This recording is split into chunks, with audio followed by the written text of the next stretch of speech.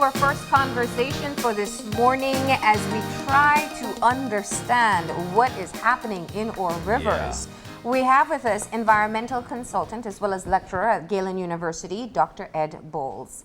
Good morning. Good morning. And welcome. It's nice to have you in. Thank you. I appreciate the opportunity to talk about our rivers. Definitely. I reading what the first segment will be, it struck my mind, and I'm sure a lot of people could actually intertwine with it. The Belize, the New River and other water bodies in Belize that are ill. Tell us about these rivers that are ill. Can you name them for us and tell us why are we at this particular juncture? Well, of course, the New River is probably the worst at this point for a number of different reasons. It's a very slow river and it's not flushing. And there's a lot of impact going on. The McCall River is also, a lot of people are very concerned about it. Garbett Creek, for example, is the system that's running between through Central Farm and UB and Galen. It's drying out. It's the water source for that group of cluster of people. And so, these are conditions happening all over Belize because of the extended drought. And there's just not enough rain there to keep the rivers flowing. And there's a lot of issues too. We've been really deforesting the riparian edge, those forests right along the riverbanks, and that's extremely important. That's the filter system of the landscape. And so all these pollutants are going in, causing additional stress. Dr. Boles, you've been working in Belize for how many years now? About 31 years. Okay, and I know most of your work has been in Cayo, and you made a presentation at the consultation on Friday in Orange Walk, looking at the issues there. What has been described to the public is that the river is experiencing eutrophication. That's a very scientific word. Can you break that down for us and help us understand what exactly is happening there? And what are the contributing factors? Well, eutrophication is usually where there's an excessive amount of nutrients coming into the system, a lot of nitrogen and phosphorus, and that creates algal blooms. And that's why you see that kind of greenish color to the water, that intense green. There's so much algae in the water that it's actually doing two things. It's producing so much oxygen in the daytime that becomes toxic to fish. And then at nighttime, the same algae are absorbing the oxygen from the water as they respire. So that drops the level too low for fish. So both of those extremes take a huge toll on the fish. So that's why we're seeing such intense. And what are the contributing factors? Well, of course, the industries along the river are certainly share the responsibility, but agriculture, and again, as farmers clear the riparian edge, there's no filter system there, so any kind of nutrients coming off the farms go directly into the river, and that exacerbates the problem. And when you say nutrients, what do you mean? Is it from fertilizers? What are the components that are going into the river that's making it this way? There's certainly fertilizers are one source, but cattle is another source. Urban areas with a lot of septic tanks, and the septic tanks leak. The absorption fields don't work after a point. And then the trucks that come and pump out the septic tanks, they look for a quick way to dump their load, which is sometimes directly in the river. Yes. So all of those contribute. So at this particular point, though, we are going through significant drought. Yes. And that's definitely one of the factors. Can you tell us how this impacts the river? Well, in the case of the New River, for one, there's just not enough flow. It's a lowland river to begin with, so it doesn't really have the fast flow that rivers coming out of hilly and mountainous areas have. And there's just not enough water to push the nutrients through the system. And as it builds up, and it also, there's not enough water to push the salt wedge out, so that's also another complicating issue. The salt wedge? The salt wedge is the marine waters pushed up the river by the tides. And so that again stresses things. And so it's just a very unusual year with all these things converging, and the extended drought is only worsening the issue. Yeah. Have you done tests to find out how far the salinity of the water is upriver? Well, I haven't been doing tests, but others have. DOE has been out there, and also I think Program for Belize and others have been testing. And the wedges is coming so high up that I think it's at least up to and maybe beyond the BSI factory. Wow, So that's far up. It's far up, yes. It dissipates as it goes up, but it still has an Yeah. effect. Now, we have seen this problem in Orange Walk in what seems to be a yearly basis. Why is it that this time of year is when the algae blooms like this? And what makes this year so different from the rest? Well, this year, of course, being so dry, Yeah. and there's just not the water to dilute the pollutants that are going in. Yeah. And so therefore it causes a more extensive impact on the fauna of the river. Every year, of course, at the end of the dry, the system is already getting into stress, and the rains alleviate that when the rains do begin to add more water to the system. But this year we're weeks beyond where we should, the wet season should happen. And so all of these materials have just concentrated, and now we're in this situation. What are the potential effects on human health? There's quite a few. When you see this organic film that builds up on the water, The white stuff? that's a lot of oils and waxes and things that are floating to the surface as plant material breaks down. But also that's extremely rich in bacteria, and some of that bacteria is not healthy bacteria. And even being around the river, you're actually breathing some of that in as bubbles leave the surface. They bring some of that organic material with the bacteria with it, so you absorb it as you breathe. If you swim in the water, you're exposing your eyes and your nose and other areas of your body that can absorb bacteria. So you're risking getting infections and such. Wow. I would think that one second, the wildlife that has been affected. We saw the crocodile, we saw Manatees. the fish gills. The interesting thing about the crocodile is that the scientists there are saying that this has been kind of a cumulative effect that's taking place. Talk to me about why this is happening. Well, I'm not completely certain of all the details for the crocodile issue, but it's definitely a cumulative effect because a lot of things that are going into the river accumulate in the sediments. And when the river becomes really anaerobic, where there's just no oxygen, then you get a whole different type of bacterial communities that are taking over. Any heavy metals, mercury, or whatever else might be in the water, that's when it gets bound up into an organic molecule and then enters the food chain. And it accumulates in the top feeders and has an effect. And of course, some of the top feeders are humans. Yeah. But I'd imagine that because we've spoken about it, and I could see the fact that we just imagine what's going on there. That one of the questions from especially the folks up north would be, is there a potential for normalcy? Can we go back to normal? Especially that we've been seeing this every year. Yes. But yes. not to this to this magnitude or to this extent. Now we're at an area whereby we're seeing truckloads of dead fish. Yes. And so we're worried now that this might be forever. We might not go back to normalcy. Is there a potential for this? Well, we've been ignoring this every year.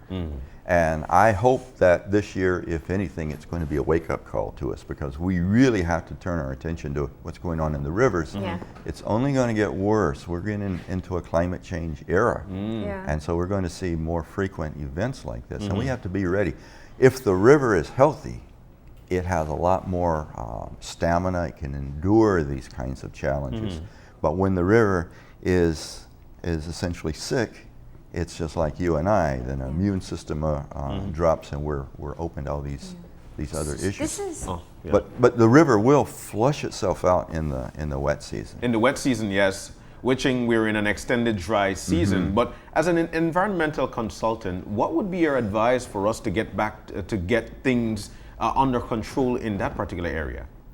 Well, it's not just the responsibility of the industries.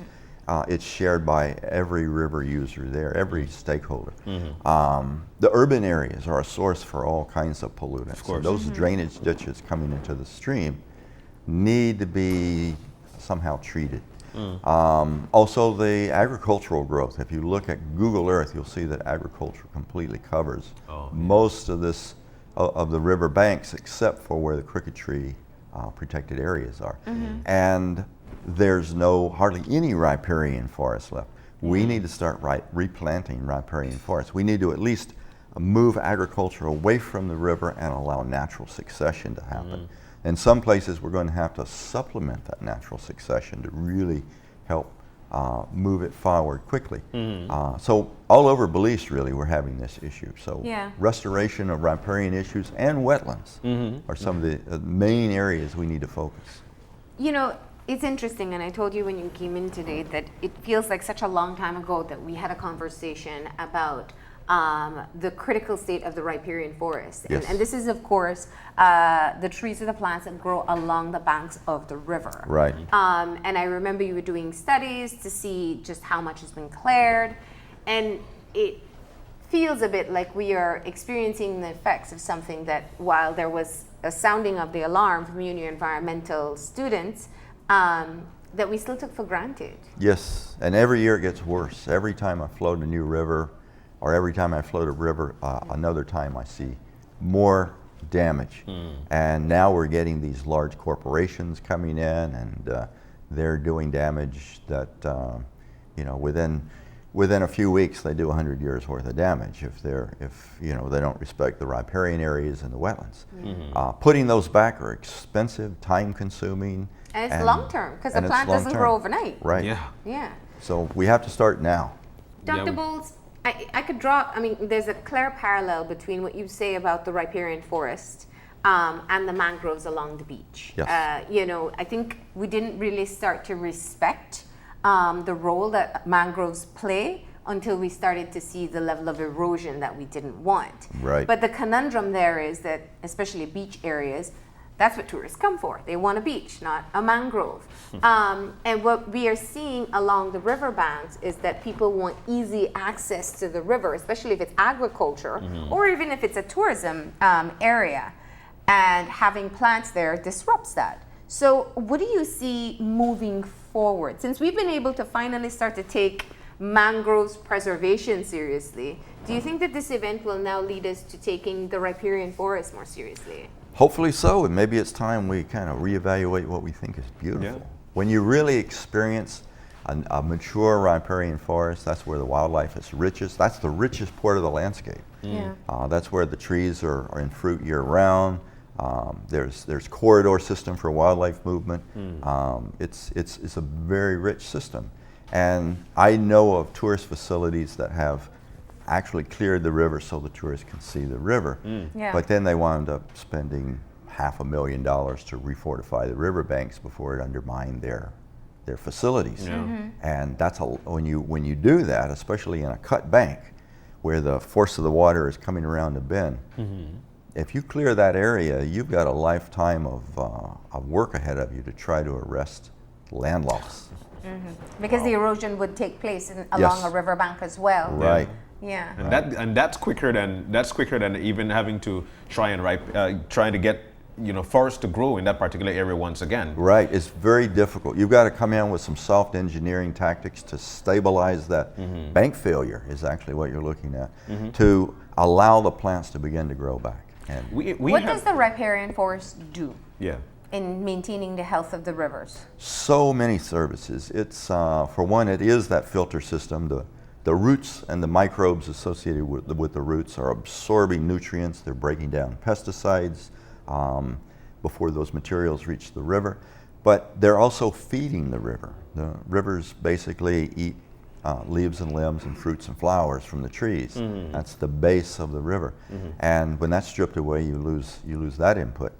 They also shade the stream, and the fishes and other things need a variety of temperature regimes to live in. But once you strip out the riparian forest, you lose fish species. Yeah. And adding limbs and whole trees to the river provides habitat. Yeah, it And then does. it's a corridor system for wildlife movement. So it's a lot of different important services that are provided. So we know that that's one of the issues that the Department of Environment has spoken about, and being able to, but it doesn't fall under the responsibility of the Department of Environment? Well, really, this is a multi-agency issue. Agriculture needs to be involved because they can help protect the riparian strips and encourage farmers to leave those areas. Lands Department is certainly important here in being able to designate those areas on the plots that people get that hold the lands. Forestry, of course, this is a very important component of the forestry strategy in Belize. And wetlands and riparian forest are the two areas that we need to desperately protect. So all of those agencies need to really come together to address this issue. Now, what is taking place in the New River, I think, is such an important marker in having us understand that while for a long time we feel that we have an abundance of water, that it is a finite resources, because healthy water is what's most important. Right. And we need to do what we can to protect it. In urban areas like Orange Walk, for example, where we're seeing the most severe damage in the New River, there are multiple factors involved, and there is more immediate human impact. So this outcry is one I think that the entire country is hearing. The issue, though, is that people really want to know who's to blame and know who to fix it. Yes. And I'm sure this is just a natural part when we encounter a problem. Who did it? Who will pay the will fix it, yeah. consequences? Right. And we had this discussion at the meetings, and I don't think a lot of people really wanted to hear that we're all responsible. And everybody wants to point to the industries, and of course they're very important sources for the problem. They are trying to make changes and have been for the last few years to try to improve waste treatment. But at the same time, this is much larger than just the industries. We all have to get involved, and we all have to be aware of the impact that we personally have and help to mitigate those. So what are some of the things that they're doing that would have an impact on the river? As far as they being Residents in the urban areas. residents in the urban areas, well, again, that riparian issue, you see a lot of clearing right there in the urban areas. And you see a lot of, again, those drains coming out of the urban areas. You mean drains like the drains on the streets, that those are draining back into the river? Those are carrying the storm water. So as the rains move across the urban landscape, it's picking up hydrocarbons from spilled oils and gases. It's picking up fecal material from pets and humans. It's picking up heavy metals and other kinds of pollutants that all just get washed right into the stream. river. Yes. So you really need to design something where you maybe create artificial wetlands and filter systems where a lot of that material can be captured. And even things like the septic system. Because we have that issue in Belize City, and I think people don't realize it as much, that a lot of our bathroom waste, if we want to call it that, goes back into our waterways. Everybody that flushes a toilet is responsible. Yeah.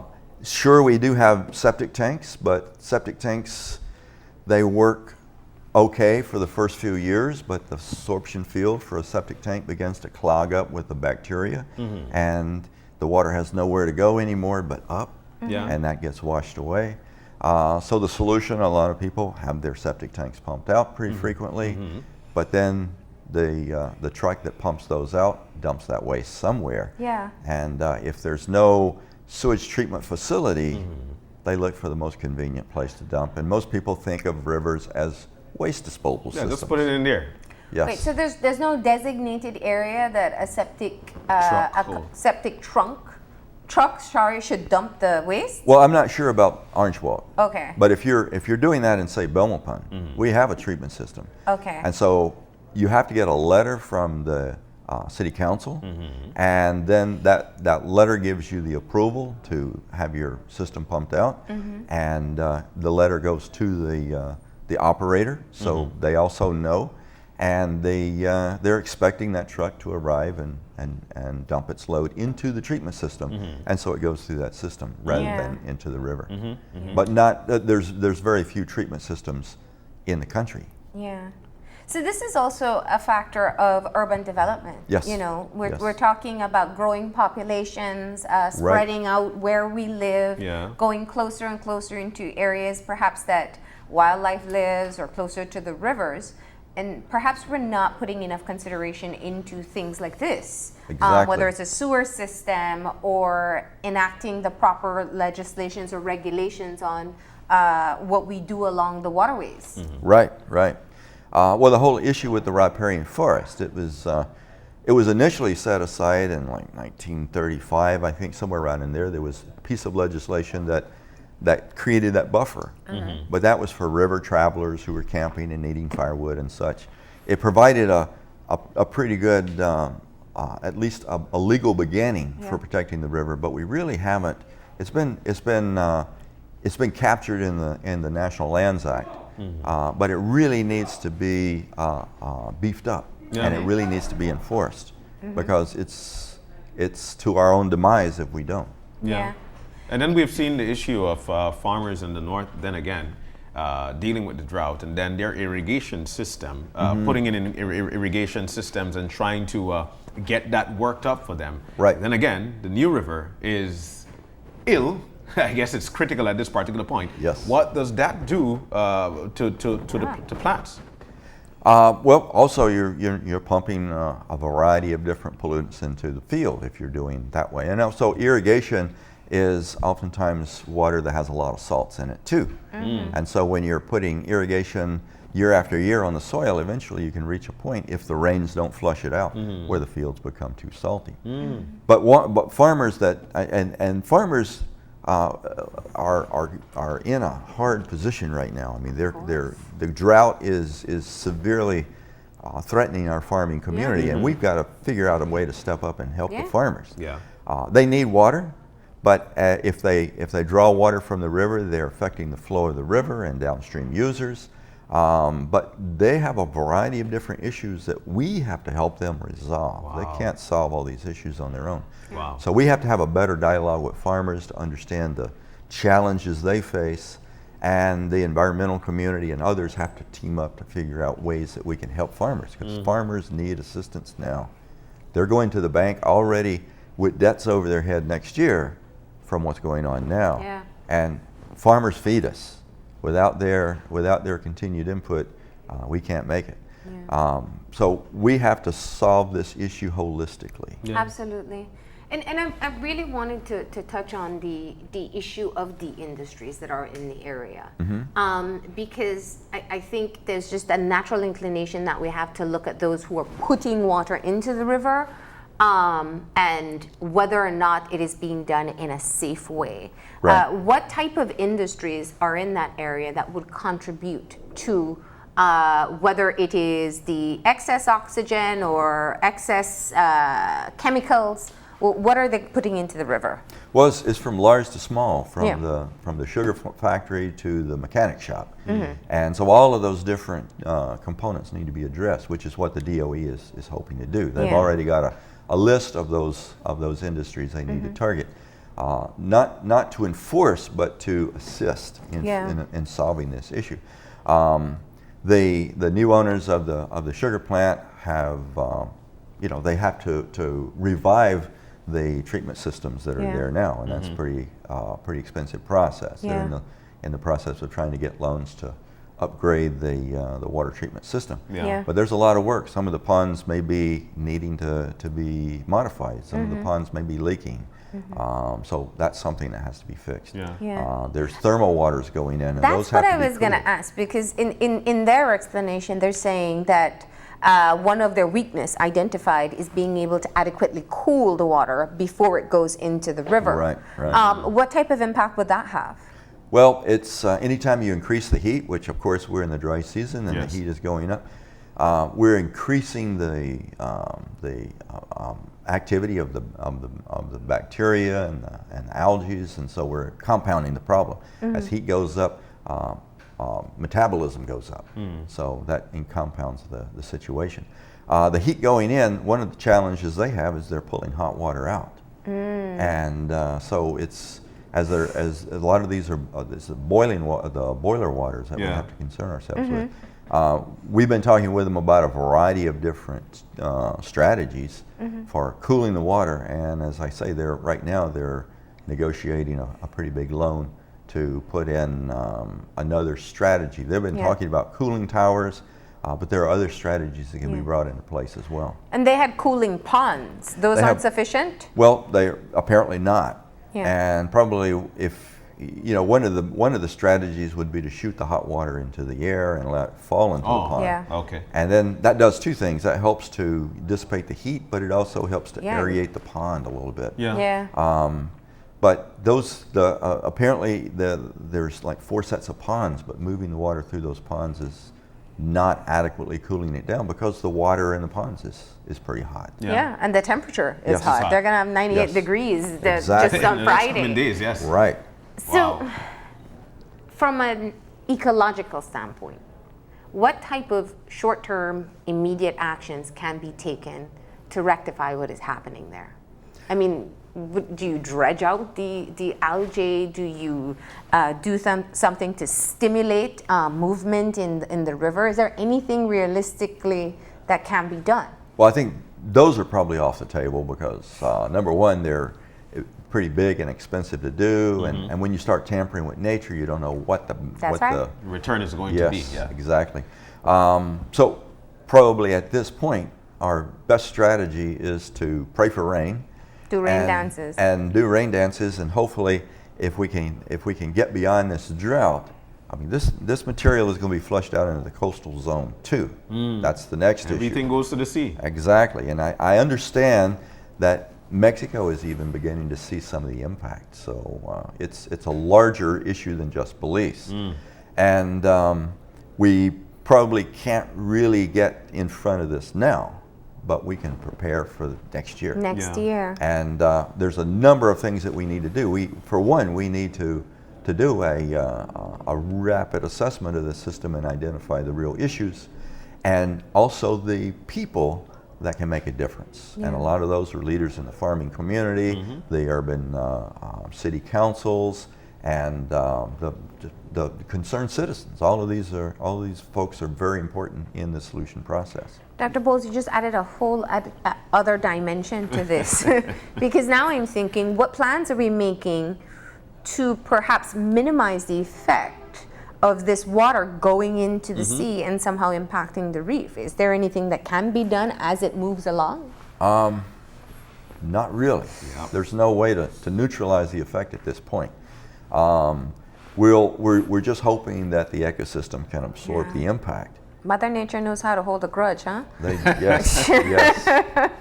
No, that's not funny because it is a serious issue. And moving forward, you mentioned climate change in the beginning, and I don't want to lose the opportunity to talk about that because this drought is severe, but it was also anticipated. And when we look forward, there's quite a likelihood that this may become our new norm. That's the issue with climate change. Things are changing in our environment. Right. And whether this will be the norm is yet to be seen. It could be worse. It could be, we don't know. So how does one plan effectively ahead for the next year while there's still so many unknown variables at play? Well, there's quite a few strategies for adapting to climate change, and that's the condition we're at right now. We're just like every other species on the world. We have two choices. We can adapt or we can go extinct. So our solution, of course, is to try to adapt. And we're a pretty adaptable species. But really and truly, one of the major tools that we have to really buffer ourselves against climate change are trees. Putting back the forests where necessary. So I think we need to have some significant replanting efforts going on. And we need the cooperation of the farming community, the urban communities, everybody. Leaders. Absolutely. I've been approached to start an assessment of the risk associated with implementing climate change adaptation. And that's a dialogue I'm going to be having with people all over different communities, different stakeholders, to try to get feedback from the communities as to their perception of what's going on and what they think the real risk of implementing this challenge or this solution to the challenge versus this one. So that we can actually begin to pull together some strategies that work for Belize. And now there's a number of different funding agencies lined up to begin to invest. And so I'm envisioning some tree nurseries and some production of trees that involve youth, because youth are very much at the core of this. And we need to get youth focused in this issue as well. Well, if things continue through the COP agreement, we should be able to access funds as one of the countries that is more severely affected. That's why we have to pay attention to what takes place on the international scene. I don't want to, we're running out of time so quickly, and this is so informative. I don't want to lose the opportunity to talk about what's also happening in the West. The Macau River, there's been some concerns there too about the algae there. And also Garbett Creek. Yes. Well, in the Macaw, and actually the Mopan is also beginning to dry up as well. It's getting very, very low. There's just not enough water coming through the system to keep it like it used to be. And Bicol is actually releasing the amount of water they're supposed to release, but it's just there's so little water coming through the system from the side channels that there's just not enough flow there. So what's happening, a lot of people are noticing the blue-green algae and green algae coming in great amounts, and also aquatic plants are growing in places they've never seen them before. So the system is undergoing a lot of changes. It's not as severe, of course, as what's going on in New River, but it's certainly of concern. Because that has a bit more flow. Well, yes, it does have flow. And it's a river system that the waters are usually much less loaded with nutrients than the slow-flowing New River. Garbett Creek is that small stream that's coming through Central Farm. But there's there's a cluster of agencies and institutions and communities around that system that depend on Garbett Creek and the aquifer that feeds into Garbett Creek as their lone water source. And there's also water trucks visiting Garbett Creek every day, many times a day, going to communities outside of the watershed. There's just not enough water there to support everybody, especially in this time of drought. So again, a wake-up call. Where are we going to get water to support Galen, Central Farm, Cardi, and others in that system? So it's going to require. My students and I just handed in a rapid ecological assessment of this system, and we're calling for a meeting of all of the stakeholders to sit down and discuss this issue and try to figure out where we're going, because that's the kind of collaboration we need to work through this thing. You know, as I hear you explaining all of this, I keep on going back to the same point where we are reminded, maybe for the first time in our history, that water is finite. And in other countries, it's more of a realistic issue for them, where they have to regulate water usage. In California, for example, when they have their droughts, because we're most exposed to US media, we know people have limitations as to how much water they should be using. Is it perhaps something that we will have to consider, given the extended drought that we faced this year and potentially in years to come? I think if we really are shrewd, we're going to try to develop strategies that will allow us to get through this severe of a drought, because future droughts may not be as severe, but then we're going to eventually reach these droughts that are. So we have to be ready for the severest case. Household water, a lot of people use roof water, and other kinds of sources. So those are some of the strategies that we may have to rely on. But then there are a lot of issues related to that as well. So only by sitting down collectively and involving government agencies in this whole process can we really have the serious dialogue we need to address this issue. And we have to think of the farmers always in this process, because ultimately farming requires water. Yeah. And if we don't, if the farmers don't have the adequate water they need, we don't have that agricultural economy anymore. And not only is it a food source, but it's also an economic support for the country. So if we lose that, then we're in dire straits. Yeah. You know, even in the most challenging times, there's a lesson to be learned.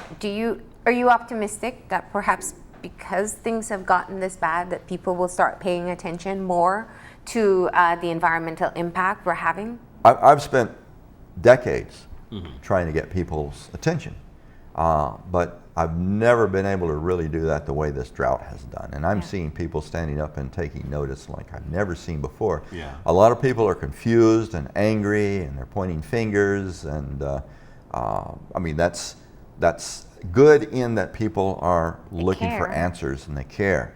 What we need to do is to inform people of the real issues and begin to listen to people, hear their concerns, and to provide some realistic solutions on the table that we can all participate in implementing. Because we all have a role to play here. And finally, for me, just for folks to know, the situation can be fixed, can it? The situation will improve, and over time it can be brought back to a very high quality. But it's going to take time. Okay. All right. And any final advice to residents anywhere else in the country, what we can do? Should we start minimizing our water usage? Absolutely. Well, Conserving, I should say. conserving. And also what's happening around the country is that communities are getting together and forming watershed associations. So people are becoming the watchdogs of their environment. And that's critical because only people can really solve this issue. When your neighbor is cutting down the riparian forest, if you can go have a conversation, oftentimes you can avoid that impact. Yeah. And so more and more people are beginning to recognize that these are minimal resources and that we do have a role to play in protecting them. So people coming together as a group is strength. So, Well, Dr. Boles, thank you for you. coming in. We Thank really you. appreciate it. We're going to go ahead and take a break, and when we come back, we'll be finding out all the details about Frankie Rena's annual concerts. Please stay tuned.